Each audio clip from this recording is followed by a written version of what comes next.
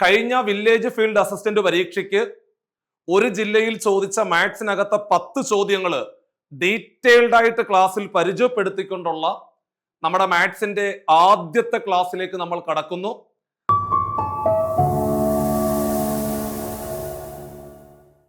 എല്ലാവർക്കും നമസ്കാരം.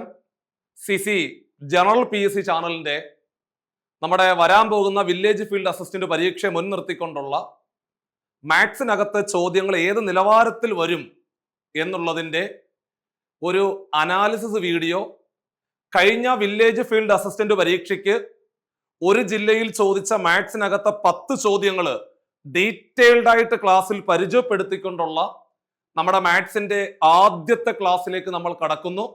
വളരെ പ്രധാനപ്പെട്ട ഭാഗമാണ്. നിങ്ങൾക്കറിയാം, വില്ലേജ് ഫീൽഡ് അസിസ്റ്റന്റ് പരീക്ഷയ്ക്ക് വേണ്ടി തയ്യാറെടുക്കുന്ന ഉദ്യോഗാർത്ഥികൾ നിങ്ങൾ പ്രത്യേകം ശ്രദ്ധിക്കേണ്ട ഒരു കാര്യം, ഇതൊരു വലിയൊരു കോമ്പറ്റീഷനിലേക്കാണ് നമ്മൾ കടക്കുന്നത്. കാരണം ഇത് കറക്റ്റ് ഗവൺമെന്റിന്റെ കീഴിലുള്ള റവന്യൂ വിഭാഗത്തിലേക്കാണ് നമ്മൾ ജോലിക്കാരായിട്ട് പോകുന്നത്.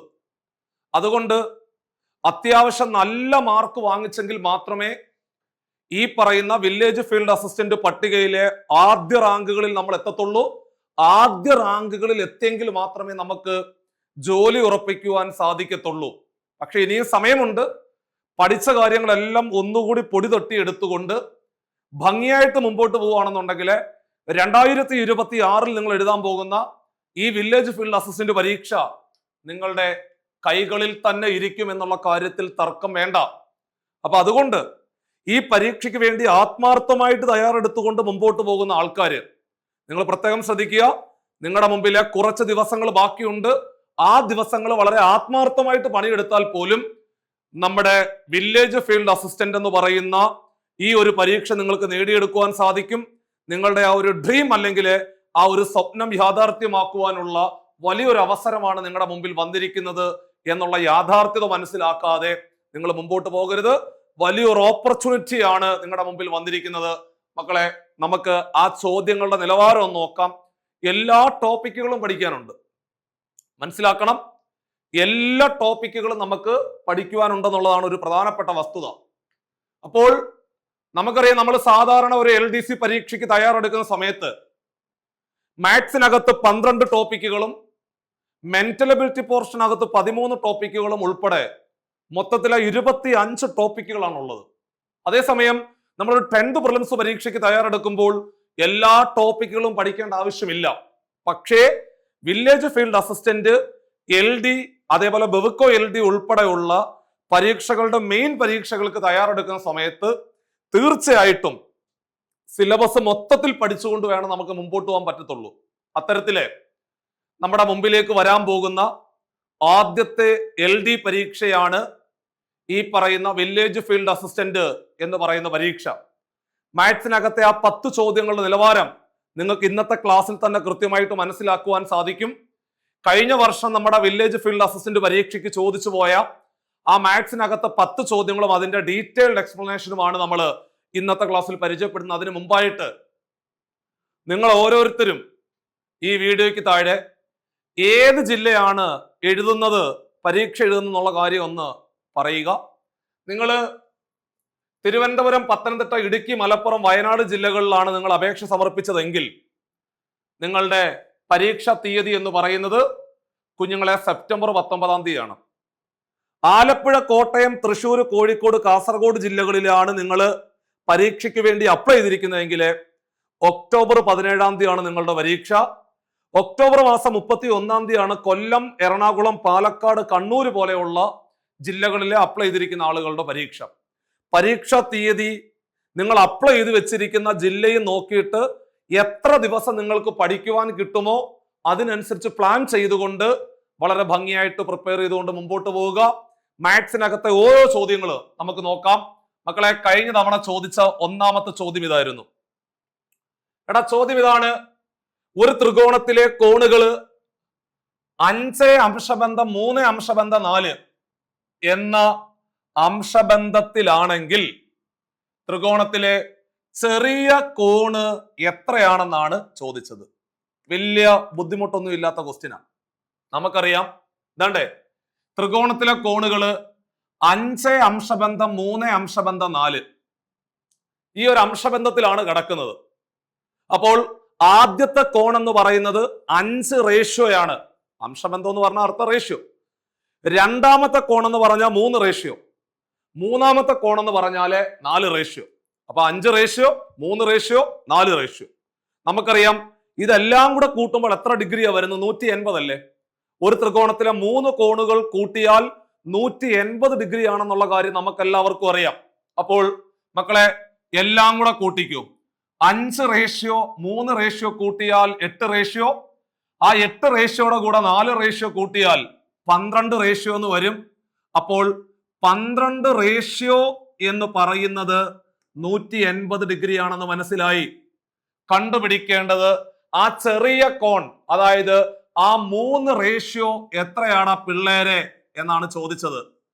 ആ 3 റേഷ്യോയാണ് നിങ്ങൾ കണ്ടുപിടിക്കേണ്ടത്. 12 റേഷ്യോ 180 ആണെങ്കിൽ 3 റേഷ്യോ എത്ര എന്നാ ചോദിച്ചത്? ഒന്നുമില്ല, ക്രോസ് ആയിട്ട് ഗുണിച്ചാൽ മതി. ക്രോസ് ആയിട്ട് ഗുണിക്കുക, ക്രോസ് ആയിട്ട് ഗുണിക്കുക. ക്രോസ് ആയിട്ട് ഗുണിക്കാനുള്ള എളുപ്പ വഴി എന്ന് പറയുന്നത് 2 എണ്ണം ഉള്ളത് ഗുണിക്കുക, 1 എണ്ണം ഉള്ളത് ഹരിക്കുക. 2 എണ്ണം ഉള്ളത് ഗുണിക്കുക, 1 എണ്ണം ഉള്ളത് ഹരിക്കുക. 2 എണ്ണം ഉള്ളത് 3 180 ആണ്. 1 എണ്ണം ഉള്ളത് ഹരിക്കുക, 1 എണ്ണം ഉള്ളത് 12 ആണ്. മക്കളെ 3ഉം 12ഉം കൂടെ വെട്ടിയാല്, എടാ കുഞ്ഞുങ്ങളെ 3ന്റെ 4ാമത്തെ ഗുണിതമല്ലേ 12?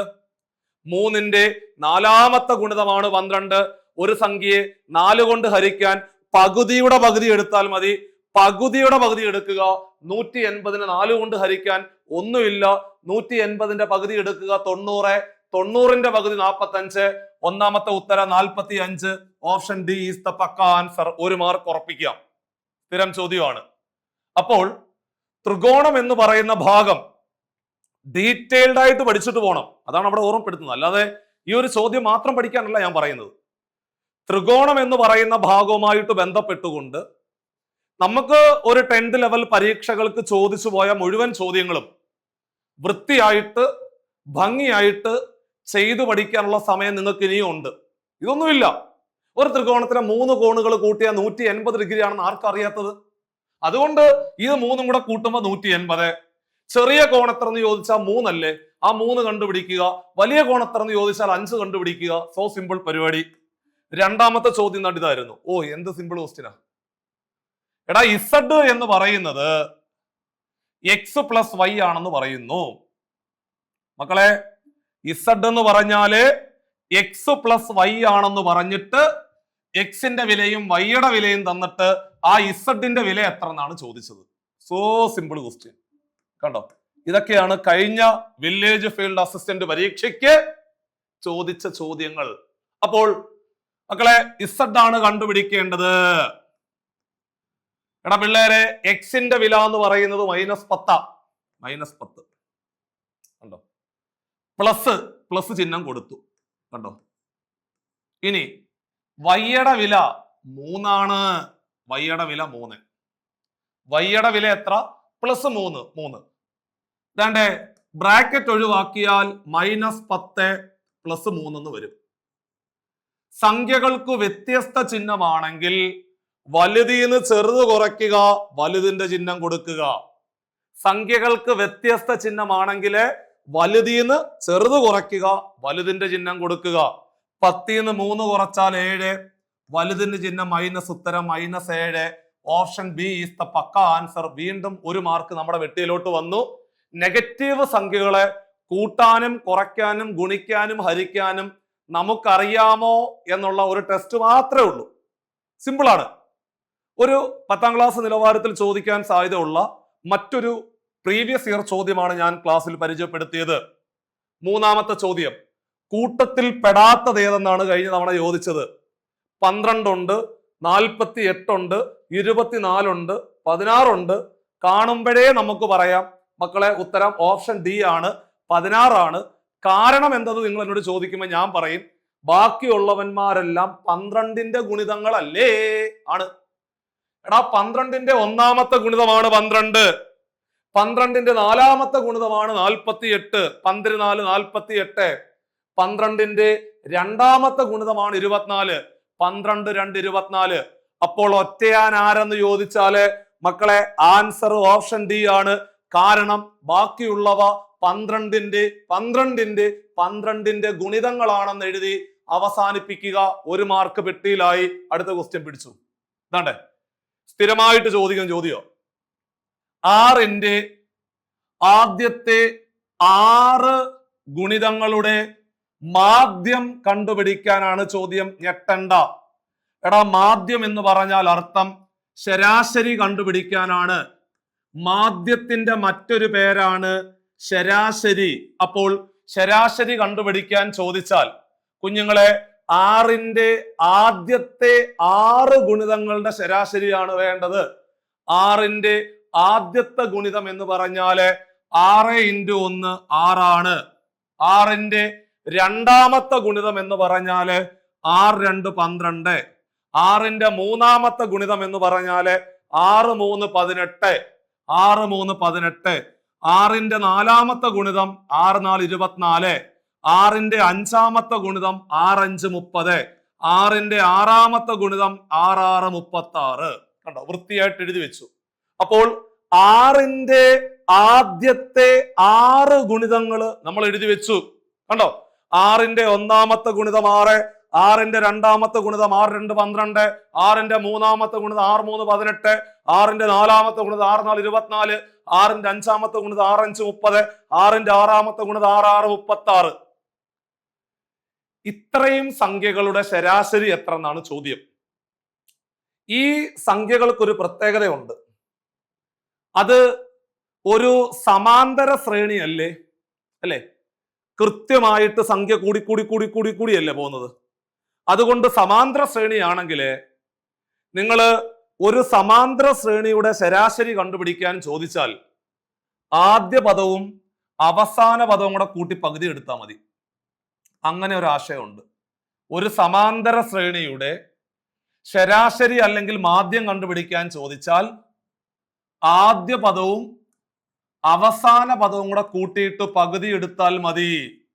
ഇവിടെ ആദ്യ പദം 6 ആണ്, അവസാന പദം 36 ആണ്. മക്കളെ, ആദ്യ പദവും അവസാന പദവും കൂടെ കൂട്ടിയാൽ 36 6 42 അല്ലേ? ആ 42 36 6 കൂടെ കൂട്ടിയാൽ 42 വരും. 42ന്റെ പകുതി 21 ആണ്. ഉത്തരം 21 ആണ്. ഓപ്ഷനിൽ ഉത്തരം കാണുന്നില്ല. എനിക്ക് തോന്നുന്നത് ഓപ്ഷനിൽ എന്തെങ്കിലും മിസ്റ്റേക്ക് പറ്റിയിട്ടുണ്ടാകും എന്ന് ഞാൻ വിചാരിക്കുന്നു. എന്തായാലും ഉത്തരം എന്ന് പറയുന്നത് 21 ആണ്. നിങ്ങൾ എഴുതി വെക്കുക. ഒരു സമാന്തര ശ്രേണിയുടെ ശരാശരി അല്ലെങ്കിൽ മധ്യപദം, ശരാശരി തന്നെയാണ് മധ്യപദം. ഒരു സമാന്തര ശ്രേണിയുടെ മധ്യപദം എല്ലായ്പ്പോഴും ശരാശരിയാണ്. അപ്പോൾ ഒരു സമാന്തര ശ്രേണിയുടെ ശരാശരി അല്ലെങ്കിൽ മാധ്യം കണ്ടുപിടിക്കാൻ ചോദിച്ചാൽ ആദ്യ പദവും അവസാന പദവും കൂടെ കൂട്ടിയിട്ട് പകുതി എടുത്താൽ മതി. അപ്പോൾ ആദ്യ പദം 6 ആണ്, അവസാന പദം 36 ആണ്. കൂട്ടുമ്പോൾ 36 6 42 ആണ്. 42ന്റെ പകുതി 21. ആൻസർ 21 ആണ്. ഓപ്ഷനിൽ ഇല്ല. അപ്പോൾ ഇതുപോലുള്ള ചോദ്യങ്ങൾ ചോദിക്കാറുണ്ട്. 5ന്റെ ആദ്യത്തെ 10 ഗുണിതങ്ങളുടെ ശരാശരി എത്ര? 7ന്റെ ആദ്യത്തെ 20 ഗുണിതങ്ങളുടെ ശരാശരി എത്ര? അപ്പൊ നിങ്ങൾ ചെയ്യേണ്ടത് ആദ്യ പദം കണ്ടുപിടിക്കുക, അവസാന പദം കണ്ടുപിടിക്കുക, കൂട്ടുക, പകുതി എടുക്കുക. സെറ്റ് പരിപാടി. ഇപ്പൊ 7ന്റെ ആദ്യത്തെ 20 ഗുണിതങ്ങളുടെ ശരാശരി എത്ര എന്ന് ചോദിച്ചാൽ 7ന്റെ ആദ്യ ഗുണിതം 7 അല്ലേ? 7ന്റെ 20ാമത്തെ ഗുണിതം 7 × 20 140 അല്ലേ? അപ്പൊ 140 7ഉം കൂടെ കൂട്ടിയിട്ട് പകുതി എടുത്താൽ മതി. സോ സിമ്പിൾ പരിപാടി. സോ ഇത് മറന്നുപോലെ അടുത്ത ക്വസ്റ്റ്യനിലേക്ക് ഞാൻ പോകുന്നു. ഇതാണ് ചോദ്യം. വേണ്ടേ 40 മീറ്റർ നീളവും, കണ്ടോ ഇതെല്ലാം പ്രീവിയസ്. കഴിഞ്ഞ തവണ നമ്മുടെ വില്ലേജ് ഫീൽഡ് അസിസ്റ്റന്റ് പരീക്ഷയ്ക്ക് നമ്മൾ പോയ സമയത്ത് നമ്മൾ എഴുതി മാറിയ ചോദ്യങ്ങളുടെ നിലവാരം മനസ്സിലാക്കാൻ വേണ്ടിയിട്ടാണ് ഇത്തരത്തിലൊരു ക്ലാസ് ഞാൻ അറേഞ്ച് ചെയ്തത്. 40 മീറ്റർ നീളവും 30 മീറ്റർ വീതിയുമുള്ള ഒരു ചതുരം. ഇതാണ് നമ്മുടെ ചതുരം. ഈ ചതുരത്തിന്റെ നീളം 40, വീതി 30 ആണ്. കണ്ടോ, 2 മീറ്ററാണ്. ഞാൻ മീറ്റർ എഴുതുന്നില്ല മക്കളെ. 40 മീറ്റർ നീളവും 30 മീറ്റർ വീതിയുമുള്ള ഒരു ചതുരത്തിന്റെ ചുറ്റളവ് എന്ന് പറയുന്നത്. അപ്പൊ ചുറ്റളവ് ആദ്യം കണ്ടുപിടിക്കാം. അപ്പൊ ചുറ്റളവ് കണ്ടുപിടിക്കാൻ നമുക്കറിയാം ഇക്വേഷൻ. ഒരു ചതുരത്തിന്റെ പരപ്പളവ് കണ്ടുപിടിക്കാനുള്ള ഇക്വേഷൻ എൽ ബി ആ അല്ലേ? പരപ്പളവ് കണ്ടുപിടിക്കാനുള്ള ഇക്വേഷൻ എൽ ബി, പരപ്പളവ് അല്ലെങ്കിൽ വിസ്തീർണം കണ്ടുപിടിക്കാനുള്ള ഇക്വേഷൻ എൽ ബി ആണ്. ചുറ്റളവ് കണ്ടുപിടിക്കാനുള്ള ഇക്വേഷൻ 2 × L+B ആണ്. ചുറ്റളവ് കണ്ടുപിടിക്കാനുള്ള ഇക്വേഷൻ 2 × L+B ആണ്. വികർണം അല്ലെങ്കിൽ ഡയഗണൽ കണ്ടുപിടിക്കാനുള്ള ഇക്വേഷൻ √L² + B² ആണ്. അതായത് ഒരു ചതുരത്തിന്റെ വികർണം അല്ലെങ്കിൽ ഡയഗണൽ കണ്ടുപിടിക്കാനുള്ള ഇക്വേഷൻ √L² + B² ആണ്.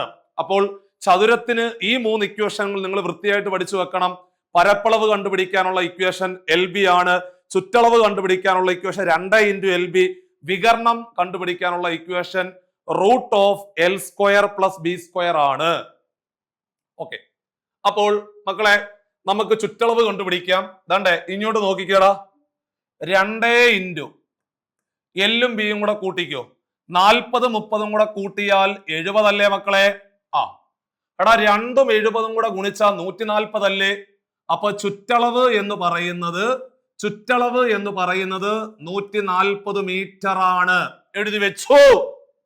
ആണ്. ഇനി അടുത്തത് ചുറ്റളവ് ഒരു സമചതുരം.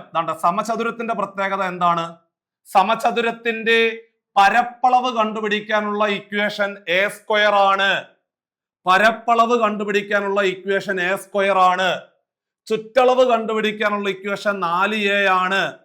ചുറ്റളവ് കണ്ടുപിടിക്കാനുള്ള ഇക്വേഷൻ 4A. വികർണം കണ്ടുപിടിക്കാനുള്ള ഇക്വേഷൻ A√2 ആണ്. വികർണം കണ്ടുപിടിക്കാനുള്ള ഇക്വേഷൻ A√2 ആണ്. എല്ലാം കൂടെ പറഞ്ഞേ. ചതുരത്തിന്റെ പരപ്പളവ് LB, ചുറ്റളവ് 2 × L+B, വികർണം √L² + B². ഒന്നും കൂടെ സമചതുരത്തിലേക്ക് വരുമ്പോൾ മക്കളെ വിസ്തീർണം കണ്ടുപിടിക്കാനുള്ള ഇക്വേഷൻ A² ആണ്. ചുറ്റളവ് 4A. വികർണം കണ്ടുപിടിക്കാനുള്ള ഇക്വേഷൻ A√2 ആണ്. ഇത്രയും കാര്യങ്ങൾ വൃത്തിയായിട്ട് ബുക്കിനകത്തേക്ക് നോട്ട് ചെയ്യണം. ഇനി ദാണ്ടെ ചോദ്യകർത്താവ് പറയുന്നു, ഈ ചതുരത്തിന്റെ ചുറ്റളവ് എത്രയാണോ അത് തന്നെയാണ് സമചതുരത്തിന്റെ ചുറ്റളവ് എന്ന് പറയുന്നു. അപ്പോൾ സമചതുരത്തിന്റെ ചുറ്റളവ് എന്ന് പറഞ്ഞാല് കുഞ്ഞുങ്ങളെ ഇത് 140 ആണെങ്കിൽ അത് 140 ആണ്. എടാ ഇത് 140 ആണെങ്കിൽ അത് 140 ആണ്. കാരണം ചതുരത്തിന്റെ ചുറ്റളവും സമചതുരത്തിന്റെ ചുറ്റളവും തുല്യമാണെന്ന് പറയുമ്പോൾ ഇത് 140 ആണെങ്കിൽ കണ്ണും പൂട്ടി അത് 140 ആണെന്ന് പറഞ്ഞൂടെ? പറയാം. അപ്പോൾ ചോദ്യകർത്താവ് ചോദിക്കുന്നത് അതിന്റെ വശത്തിന്റെ നീളം എത്ര എന്ന ചോദ്യം. ചുറ്റളവ് തന്നിട്ടുണ്ട്. അതായത് 4A = 140. അവിടുന്ന് A = 140 / 4. ഒരു സംഖ്യ 4 കൊണ്ട് ഹരിക്കാൻ പകുതിയുടെ പകുതി എടുത്താൽ മതി. 140ന്റെ പകുതി 70, 70ന്റെ പകുതി 35. നമ്മുടെ answer 35. Option A is the right answer. ഒരു മാർക്ക് കൂടെ നമുക്ക് ഉറപ്പിക്കുവാൻ സാധിച്ചു. വളരെ പ്രധാനപ്പെട്ട മുഴുവൻ കാര്യങ്ങളും നിങ്ങൾ ഒരു ബുക്കിനകത്തേക്ക് വൃത്തിയായിട്ട് നോട്ട് ചെയ്തുകൊണ്ട് അടുത്ത ക്വസ്റ്റ്യനിലേക്ക് പോകുന്നു. ചോദ്യം ഇതാണ്. ഒരു വരിയിലെ അരുൺ മുന്നിൽ നിന്ന് 4ാമത്, പിന്നിൽ നിന്ന് 20ാമതാണെങ്കിൽ വേണ്ടേ നമ്മുടെ ഇതാണ് വരി. ഇതാണ് ഒന്നും കൂടെ വരയ്ക്കാം. ഇതാണ് നോക്ക്, ഇതാണ് വരി. നമ്മുടെ അരുൺ ഇതാണ് നമ്മുടെ അരുണെ മുമ്പിൽ നിന്ന് 4ാമതാണ്. മക്കളെ മുമ്പിൽ നിന്ന് 4ാമതാണെങ്കിൽ അരുണിന്റെ മുമ്പില് 3 പേരുണ്ടെന്നർത്ഥം. അരുൺ മുമ്പിൽ നിന്ന് 4ാമതാണെങ്കിൽ അരുണിന്റെ മുമ്പില് 3 പേരുണ്ട്. പിറകിൽ നിന്ന് 20ാമത് ആണെന്ന് പറയുന്നു നമ്മുടെ അരുൺ തന്നെ. പിറകിൽ നിന്ന് 20ാമതാണെങ്കിൽ അരുണിന്റെ പിറകിലെ 19 പേരുണ്ടെന്നല്ലേ അർത്ഥം. എടാ മുമ്പിൽ നിന്ന് 4ാമതാണെങ്കിൽ മുമ്പിൽ 3 പേരുണ്ട്. പിറകിൽ നിന്ന് 20ാമതാണെങ്കിൽ പിറകിൽ 19 പേരുണ്ട്. ചോദ്യകർത്താവ് ചോദിക്കുന്നു ഈ വരിയില് മൊത്തത്തിൽ എത്ര പേരുണ്ട്? കണ്ണും പൂട്ടി പറയാം. 3ഉം 19ഉം കൂടെ കൂട്ടിയാൽ 22. 22ന്റെ കൂടെ അരുണും കൂടെ ചേർന്നാല് 22 1 23. ഓപ്ഷൻ സി ഈസ് ദ പക്ക. ഒരു മാർക്ക് കൂടെ നമ്മൾ ഉറപ്പിച്ചിരിക്കുന്നു. പെർഫെക്റ്റ് ആയിട്ട് ആൻസർ. കണ്ടോ? ഇത്രയുള്ള പരിപാടി. അങ്ങനെയാണെങ്കിൽ അടുത്ത ചോദ്യം എങ്ങനെ ഉണ്ടായിരുന്നു നോക്കാം. അത് ബോർഡ് മാസ് ആയിരുന്നു. ബോർഡ് മാസമായിട്ട് ബന്ധപ്പെട്ടുകൊണ്ട് ഒരു ചോദ്യം പരീക്ഷയ്ക്ക് വരുമ്പോൾ എങ്ങനെ ചെയ്തെടുക്കണം എന്നുള്ള കാര്യം നമ്മൾ ക്ലാസ്സിൽ പറഞ്ഞിട്ടുണ്ട്. ആദ്യം ചെയ്യേണ്ടത് ബ്രാക്കറ്റ് ആണ് ചെയ്യേണ്ടത്. ബ്രാക്കറ്റ് ഉണ്ടോ ഇല്ല, ഓഫ് ഉണ്ടോ ഇല്ല, ഡിവിഷൻ ഉണ്ടോ നോക്കുക, മൾട്ടിപ്ലിക്കേഷൻ ഉണ്ടോ നോക്കുക, അഡീഷൻ ഉണ്ടോ നോക്കുക, സബ്ട്രാക്ഷൻ ഉണ്ടോ നോക്കുക. ആദ്യം ചെയ്യേണ്ടത് ബ്രാക്കറ്റ്, ആദ്യം ചെയ്യേണ്ടത് ബ്രാക്കറ്റ്, പിന്നെ വരുന്നത് ഓഫ് ആണ്, പിന്നെ ഡിവിഷൻ, മൾട്ടിപ്ലിക്കേഷൻ, അഡീഷൻ, സബ്ട്രാക്ഷൻ ആണ്. ബ്രാക്കറ്റ് ഇല്ല, ഓഫ് ഇല്ല. ആദ്യം ചെയ്യേണ്ടത് ഡിവിഷൻ. പിള്ളേരെ പറയടാ. 18 മൈനസ് 6നെ 3 കൊണ്ട് ഹരിച്ചാൽ എത്ര? 2 അല്ലേ? 2. എഴുതി. ഇൻറ്റു 4. ഡിവിഷൻ കഴിഞ്ഞാൽ മൾട്ടിപ്ലിക്കേഷൻ. 2ഉം 4ഉം കൂടെ ഗുണിച്ചാൽ 8. 18 ന് 8 കുറച്ചാൽ 10. ഉത്തരം 10. Option A is the right answer. Board മാസിന്റെ ചോദ്യം ഉറപ്പായിട്ടും പരീക്ഷയ്ക്ക് ചോദിക്കും എന്നുള്ള കാര്യം 100% ഉറപ്പാണ്. തർക്കമേ ഇല്ല. ബോർഡ് മാസ് ഉറപ്പായിട്ടും ചോദിക്കും. ബോർഡ് മാസിന് ഏറ്റവും കുറഞ്ഞ ഒരു 50 ചോദ്യങ്ങളെങ്കിലും നിങ്ങൾ വീട്ടിലിരുന്ന് ഭംഗിയായിട്ട് പ്രാക്ടീസ് ചെയ്തുകൊണ്ട് പോകണം. ഞാൻ ഈ ക്ലാസ് നിങ്ങൾക്ക് വേണ്ടി കണ്ടക്ട് ചെയ്തത് വരാൻ പോകുന്ന നമ്മുടെ വില്ലേജ് ഫീൽഡ് അസിസ്റ്റന്റ് പരീക്ഷയ്ക്ക് മാത്സിലെ ചോദ്യങ്ങൾ ഏത് നിലവാരത്തിലാണെന്ന് മനസ്സിലാക്കുവാൻ വേണ്ടിയിട്ടാണ്. കഴിഞ്ഞ വില്ലേജ് ഫീൽഡ് അസിസ്റ്റന്റ് ഒരു ഷിഫ്റ്റിൽ ഒരു ജില്ലയിൽ ചോദിച്ചു പോയ ചോദ്യങ്ങൾ അതുപോലെ തന്നെ ക്ലാസ്സിൽ പരിചയപ്പെടുത്തുന്നത്. വേണ്ടേ? ഒരു ഭിന്നസംഖ്യകളുമായിട്ട് ബന്ധപ്പെട്ട ചോദ്യമാണിത്. ചോദ്യം കാണുമ്പോഴേ അറിയാം. -2 ഡിവൈഡഡ് ബൈ 3ന്റെ ഹോൾ ക്യൂബ് ഇൻറ്റു 3/5ന്റെ സ്ക്വയർ എടുത്താൽ ആൻസർ എത്രയാണെന്നാണ് ചോദ്യം. മക്കളെ, ആ ചോദ്യത്തിലേക്ക് നിങ്ങൾ നോക്കുക. എടാ കുഞ്ഞുങ്ങളെ, ഒരു ഭിന്നസംഖ്യയുടെ ക്യൂബ് എടുത്തു കഴിഞ്ഞാൽ ആണോ മൈനസ് ഉണ്ട്. മൈനസ് ഉള്ള ഒരുത്തന്റെ ക്യൂബ് എടുത്താൽ ഉത്തരം മൈനസ് ആയിരിക്കും.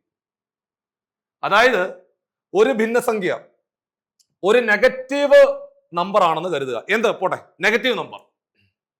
ആ നെഗറ്റീവ് നമ്പർ ഏതെങ്കിലും ഒരു നെഗറ്റീവ് നമ്പർ ആണ്ടെ, ഒരു നെഗറ്റീവ് നമ്പർ അതിന്റെ പവർ ഉണ്ടല്ലോ, അതിന്റെ പവർ ഒറ്റ സംഖ്യയാണെങ്കിൽ ഉത്തരം നെഗറ്റീവ് ആയിരിക്കും.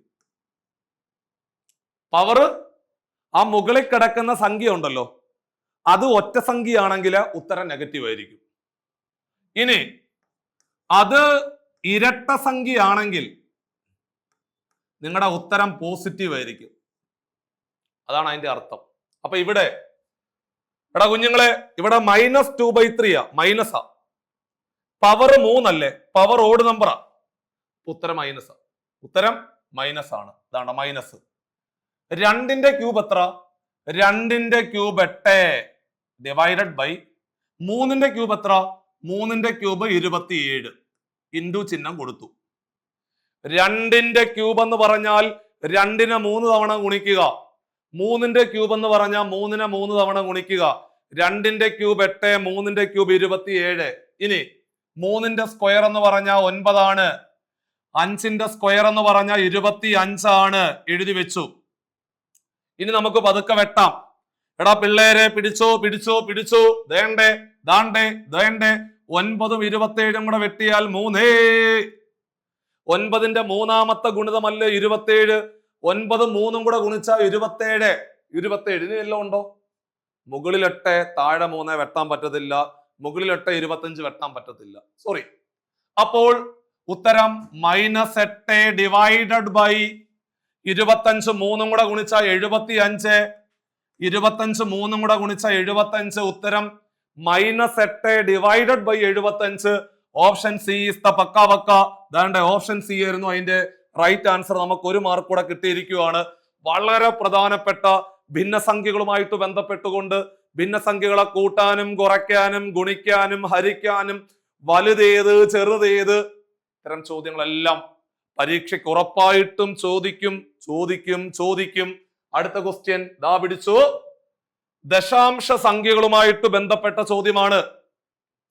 ചോദ്യം 53.6 എന്ന് പറയുന്നവൻ 53.6 ആറ് എന്ന് പറയുന്നവൻ 72.29 എത്ര കുറവാണ്? അതായത് 72.29 നിന്ന് എന്ത് കുറയ്ക്കുമ്പോഴാണ് 53.6 കിട്ടുന്നത്? ഒന്നും കൂടെ പറയാം. 53.6 എന്ന് പറയുന്നവൻ 72.29 എത്ര കുറവാണെന്നാണ് ചോദ്യം. ചെയ്യേണ്ട പരിപാടി ഇത്രയേ ഉള്ളൂ. ഒന്നും കൂടെ ആ ക്വസ്റ്റിനെ തിരിച്ചു പറഞ്ഞു കഴിഞ്ഞാല് 53.6 എന്ന് പറയുന്നവൻ 72.29 നിന്ന് എന്ത് കുറയ്ക്കുമ്പോഴാണ് കിട്ടുന്നത് എന്നാണ് ചോദ്യം. വേണ്ടേ? ഒരു കാര്യം ചെയ്യും, ഈ -x ഉണ്ടല്ലോ, അതിനെ ഇപ്പുറത്ത് കൊണ്ടുപോവാ, അപ്പോൾ +x എന്ന് വരും. ഈ 53.6 ഇപ്പുറത്ത് കൊണ്ടുപോവാ, അപ്പൊ സ്വാഭാവികമായിട്ടും അത് മൈനസ് ആവും. അപ്പൊ ചുരുക്കി പറഞ്ഞാൽ 72.29 നിന്ന് 53.6 അങ്ങോട്ട് കുറച്ചാ പോരെ, മതി. എവിടെയെങ്കിലും അക്കങ്ങളുടെ കുറവുണ്ടെങ്കിൽ അവിടെ 0 ഇട്ട് കൊടുക്കണം. കുഞ്ഞു ക്ലാസ്സിൽ പഠിച്ചിട്ടുണ്ട്. 9 ന്ന് 0 കുറച്ചാൽ 9. 2 ന്ന് 6 കുറയ്ക്കാൻ പറ്റത്തില്ല, കടവെടുത്തു. എടാ ഇവിടുന്ന് കടവെടുത്തു കഴിഞ്ഞാൽ അങ്ങോട്ട് കടവെടുത്തു കഴിഞ്ഞാല് 2 1 മാറി. കടം കിട്ടിയത് 10, പോകുന്നത് 1. അപ്പോൾ 2 1 മാറി. കൊടുത്തത് 10. അപ്പോൾ 10ഉം 2ഉം കൂടെ ചേരുമ്പോൾ അവൻ 12 മാറി. മക്കളെ 12 ന്ന് 6 കുറച്ച 6 കുത്തിട്ടു. എടാ 1 ന്ന് 3 കുറയ്ക്കാൻ പറ്റുമോ? 1 ന്ന് 3 കുറയ്ക്കാൻ പറ്റത്തില്ല. 1 ന്ന് 3 കുറയ്ക്കാൻ പറ്റത്തില്ല. വീണ്ടും കടം എടുത്താട്ടെ. കടം കൊടുത്തു. 7 എന്നുള്ളത് 6 ആയി. 1 11 ആയി. 11 ന്ന് 3 കുറച്ചാൽ 8 ആണ്. 6 ന്ന് 5 കുറച്ച 1. 18.69. ഓപ്ഷൻ ബി ആയിരുന്നു അതിന്റെ ശരിയായിട്ടുള്ള ഉത്തരം എന്ന് പറയുന്നത്. അപ്പോൾ ദശാംശ സംഖ്യകളുമായിട്ട് ബന്ധപ്പെട്ടുകൊണ്ട് ചിലപ്പോൾ കൂട്ടാനോ കുറയ്ക്കാനോ ഗുണിക്കാനോ ഹരിക്കാനോ ഒരു ചോദ്യം ഉറപ്പായിട്ട് നമുക്ക് പരീക്ഷയ്ക്ക് പ്രതീക്ഷിക്കാവുന്നതാണ്. അപ്പൊ നമുക്ക് അടുത്ത ക്വസ്റ്റ്യനിലേക്ക് പതിയെ കടക്കാം. അടുത്ത ചോദ്യം എന്ന് പറയുന്നത് ശ്രദ്ധിക്കുക മക്കളെ, 1 2 4 എക്സെട്ര എന്ന സംഖ്യാശ്രേണിയിലെ 10ാമത്തെ പദം ഏതാണ്? സ്വാഭാവികമായിട്ടും ഇതൊരു 10ാമത്തെ ചോദ്യമാണ്. ഈ ക്വസ്റ്റ്യൻ പേപ്പറിനകത്ത് ഏറ്റവും അല്പമെങ്കിലും ബുദ്ധിമുട്ടുണ്ടാക്കിയ ഒരേ ഒരു ചോദ്യം ഇതായിരുന്നു. അപ്പൊ നിങ്ങൾ ഈ പരീക്ഷ കഴിയുമ്പോൾ, ഞാൻ ഈ ക്ലാസ്സിൽ 10 ചോദ്യങ്ങൾ ചെയ്ത് കഴിഞ്ഞ് പറയുമ്പോൾ നിങ്ങൾക്ക് ഓരോരുത്തർക്കും മനസ്സിലായില്ലേ, കഴിഞ്ഞ പരീക്ഷയ്ക്ക് മാത്സിനകത്തെ ചോദ്യങ്ങൾ ഭയങ്കര എളുപ്പമായിരുന്നു, മനസ്സിലായില്ലേ? ഇതാണ് അവസ്ഥ. പഠിച്ചാൽ എടാ കഷ്ടപ്പെട്ട് പണിയെടുത്തു കഴിഞ്ഞാൽ ഉറപ്പായിട്ട് മാർക്ക് കിട്ടുന്ന വളരെ പ്രധാനപ്പെട്ട 3 ഭാഗമാണ് മാത്സ്, ഇംഗ്ലീഷ്, മലയാളം. നിങ്ങൾ പണിയെടുക്കാൻ തയ്യാറാണോ? പണിയെടുത്തിട്ടുണ്ടെങ്കിൽ അതിന്റെ റിസൾട്ട് കിട്ടും. അപ്പോൾ പണിയെടുക്കുന്ന ഈ ഒരു യാത്രയില് ചിലപ്പോൾ 2-3 പരീക്ഷകളിൽ മാർക്ക് കുറവായിരിക്കും. അത് മൈൻഡ് ചെയ്യണ്ട. നിങ്ങൾ പണിയെടുത്തുകൊണ്ടേ ഇരിക്കുക. നിങ്ങൾ ആ പണി എടുത്തുകൊണ്ടേ ഇരിക്കുക. Result will become automatically. Result ഓട്ടോമാറ്റിക്കായിട്ട് വരും. എടാ റിസൾട്ട് പ്രതീക്ഷിക്കണ്ട. നിങ്ങൾ നന്നായിട്ടാണ് പണിയെടുക്കുന്നതെങ്കിൽ റിസൾട്ട് ഓട്ടോമാറ്റിക്കായിട്ട് നിങ്ങളുടെ മുമ്പിലേക്ക് വരും, ഉറപ്പാണ്. അപ്പോൾ 1 2 4 എക്സെട്ര എന്ന് പറയുന്ന ഈ സംഖ്യാ ശ്രേണിയിലെ 10ാമത്തെ പദം ഏതെന്ന് ചോദിച്ചാല് ദാണ്ടേ, 1ന്റെ ഇരട്ടിയാണ് 2, 2ന്റെ ഇരട്ടിയാണ് 4, 4ന്റെ ഇരട്ടി 8, 8ന്റെ ഇരട്ടി 16, 16ന്റെ ഇരട്ടി 32, 32ന്റെ ഇരട്ടി 64. ഇങ്ങനെ പോകുന്ന ഒരു സീരീസ് ആയത്. ഇത് ഗുണിച്ചു പോകുന്ന ഒരു സീരീസ് ആയതുകൊണ്ട് ഇതിനെ സമഗുണിത ശ്രേണി എന്ന് പറയും. ഇംഗ്ലീഷിലെ ജോമെട്രിക് പ്രോഗ്രഷൻ എന്നാണ് പറയുന്നത്. ഒരു സമഗുണിത ശ്രേണിയുടെ n-ാം പദം കണ്ടുപിടിക്കാൻ ചോദിച്ച മക്കളെ, ഇക്വേഷൻ എന്ന് പറയുന്നത് a ×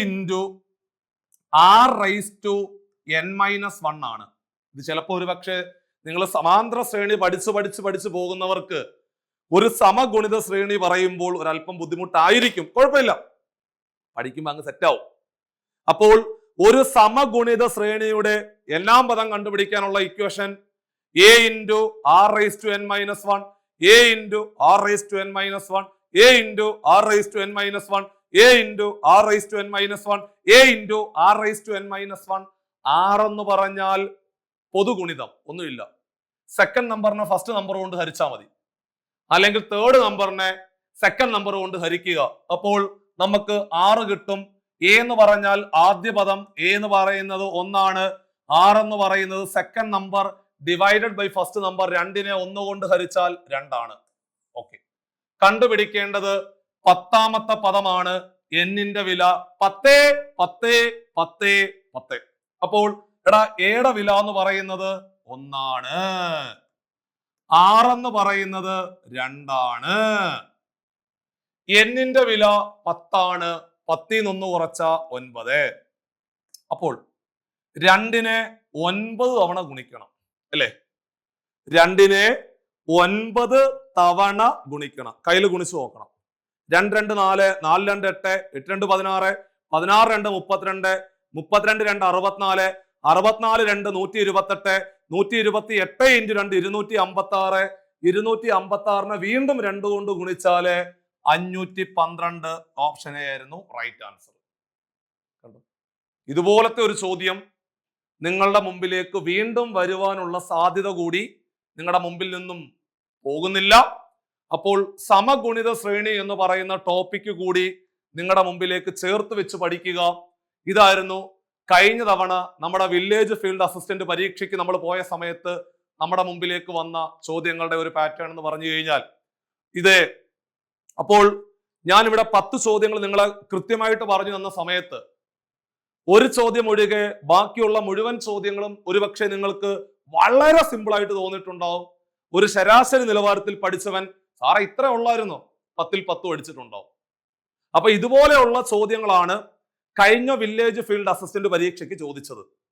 അപ്പോൾ ഒരു LD നിലവാരത്തിൽ താഴെ വരുന്ന ചോദ്യങ്ങളായിരിക്കും നമ്മുടെ വില്ലേജ് ഫീൽഡ് അസിസ്റ്റന്റ് മാത്സിനകത്തെ ചോദ്യങ്ങൾ വരുന്നത്. ഒരുപക്ഷെ നിങ്ങൾ ഒന്ന് പണിയെടുത്തു കഴിഞ്ഞാല് ആ 10ൽ 10 മാർക്ക് പഠിക്കാൻ പറ്റുന്ന ഒരു സിമ്പിൾ മാത്സിന്റെ ചോദ്യ പേപ്പർ ആയിരിക്കും വില്ലേജ് ഫീൽഡ് അസിസ്റ്റന്റ് പരീക്ഷയുടെ മാത്സിന്റെ ചോദ്യങ്ങൾ എന്നുള്ള കാര്യം ഒരിക്കൽ കൂടി ഉറപ്പു തരുന്നു ഞാനത്. അപ്പൊ തുടർന്ന് ഞാനിങ്ങനെ നമ്മുടെ വില്ലേജ് ഫീൽഡ് അസിസ്റ്റന്റ് പരീക്ഷയ്ക്ക് വേണ്ടി തയ്യാറെടുക്കുന്നവർക്ക് പരീക്ഷ വരെയും സ്ഥിരമായിട്ട് ടോപ്പിക് ക്ലാസ്സുകളും ഇതുപോലെ PYQ സെഷൻസും അതുപോലെ റിവിഷൻ ക്ലാസ്സുകളും ഒക്കെ നമ്മൾ ഇവിടെ യൂട്യൂബ് ചാനലിൽ ഫ്രീ ആയിട്ട് നിങ്ങളുടെ മുമ്പിലേക്ക് എത്തിക്കും. തീർച്ചയായിട്ടും ഈ ചാനലിൽ വരുന്ന ഓരോ വീഡിയോസ് നിങ്ങൾ കണ്ടുകൊണ്ട് അതിന് നോട്ട് വൃത്തിയായിട്ട് തയ്യാറാക്കിക്കൊണ്ട് മുമ്പോട്ട് പോവുക. അതേപോലെ തന്നെ വരാൻ പോകുന്ന ഈ വില്ലേജ് ഫീൽഡ് അസിസ്റ്റന്റ് പരീക്ഷയ്ക്ക് നിങ്ങൾ നല്ല രീതിയിൽ തയ്യാറെടുക്കുന്ന ഒരു ഉദ്യോഗാർത്ഥിയാണെങ്കിൽ വളരെ ആത്മാർത്ഥമായിട്ട് ഈ പരീക്ഷ നന്നായിട്ട് എഴുതണം എന്ന് വിചാരിക്കുന്ന ഒരു ഉദ്യോഗാർത്ഥിയാണ് ഞങ്ങൾ പറയുന്നത് പോലെ പഠിക്കുവാൻ തയ്യാറുവാണെന്നുണ്ടെങ്കിൽ മക്കളെ നിങ്ങളുടെ മുമ്പിലേക്ക് ഒരു സുവർണ അവസരം വരുന്നു. അതായത് വില്ലേജ് ഫീൽഡ് അസിസ്റ്റന്റ് പരീക്ഷകൾക്ക് വേണ്ടി തയ്യാറെടുക്കുന്നവരെ മാത്രം ഫോക്കസ് ചെയ്തുകൊണ്ട് അവർക്ക് വേണ്ടി മാത്രമായിട്ട് നമ്മൾ ഒരു ബാച്ച് ഓപ്പൺ ചെയ്യുന്നു. പരീക്ഷ വരെ നിങ്ങൾക്ക് ലൈവ് ക്ലാസ്സുകളും റെക്കോർഡ് ക്ലാസ്സുകളും PDF നോട്ടുകളും അതേപോലെ തന്നെ റിവിഷൻ ക്ലാസ്സുകളും മെന്റർഷിപ്പോട് കൂടിയിട്ടുള്ള ഈ അവസാന ഘട്ടങ്ങൾ ഏറ്റവും ഭംഗിയുള്ള റിസൾട്ടുകളിലേക്ക് എത്തിക്കുവാൻ വേണ്ടിയിട്ട് നിങ്ങളെ സജ്ജരാക്കുവാൻ CCയിലെ ഏറ്റവും പ്രധാനപ്പെട്ട അധ്യാപകരും അതേപോലെ റിസർച്ച് വിങ്ങും എല്ലാം നിങ്ങളെ വെയിറ്റ് ചെയ്തുകൊണ്ടിരിക്കുന്നു.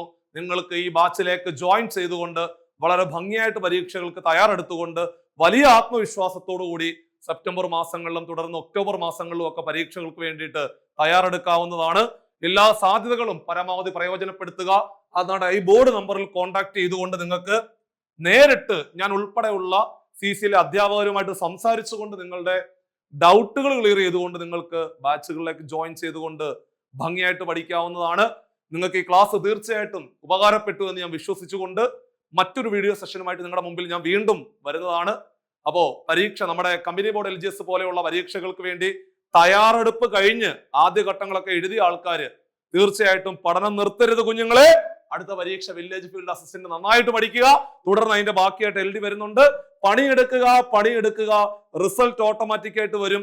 ലോകം മുഴുവൻ നിങ്ങളെ കുറ്റം പറയും, നിങ്ങൾ പരീക്ഷയ്ക്ക് വേണ്ടി തയ്യാറെടുക്കുന്നവരാണ്, വെറുതെ സമയം കളയണമെന്നൊക്കെ പറയും. പക്ഷേ ഇവരെല്ലാവരും നിങ്ങളെ എഴുന്നേറ്റ് നിന്ന് കൈയടിക്കുന്ന ഒരു നല്ലൊരു ദിവസം, നിങ്ങൾക്ക് വേണ്ടി ഫ്ലെക്സ് വെക്കുന്ന നല്ലൊരു ദിവസം, അതായത് വില്ലേജ് ഫീൽഡ് അസിസ്റ്റന്റ് പരീക്ഷയിലെ ആലപ്പുഴ ജില്ലയിലെ അല്ലെങ്കിൽ കോട്ടയം ജില്ലയിലെ 7ാമത്തെ റാങ്ക് നേടിയ ഇന്ന വ്യക്തിക്ക് അഭിനന്ദനങ്ങൾ എന്ന് പറയുന്ന നിങ്ങളെ വിമർശിച്ചവരെ കൊണ്ട് കൈയടിപ്പിക്കുവാനുള്ള അവസരങ്ങളാണ് നിങ്ങൾക്ക് സർക്കാർ ജോലി എന്ന് പറയുന്ന ആ ഒരു യാഥാർത്ഥ്യത്തിലൂടെ നിങ്ങളുടെ ജീവിതത്തിലേക്ക് വരുന്നത്. എല്ലാ സാധ്യതകളും പരമാവധി പ്രയോജനപ്പെടുത്തിക്കൊണ്ട് പരീക്ഷയ്ക്ക് വേണ്ടി നേരിടുക. നിങ്ങൾക്ക് എന്ത് സജഷൻ ഉണ്ടെങ്കിലും വീഡിയോയ്ക്ക് താഴെ കമന്റ് ആയിട്ട് രേഖപ്പെടുത്തുക. അതെല്ലാം പരിഗണിച്ചുകൊണ്ട് അടുത്ത വീഡിയോ ആയിട്ട് ഞാൻ നിങ്ങളുടെ മുമ്പിൽ വരുന്നതാണ്.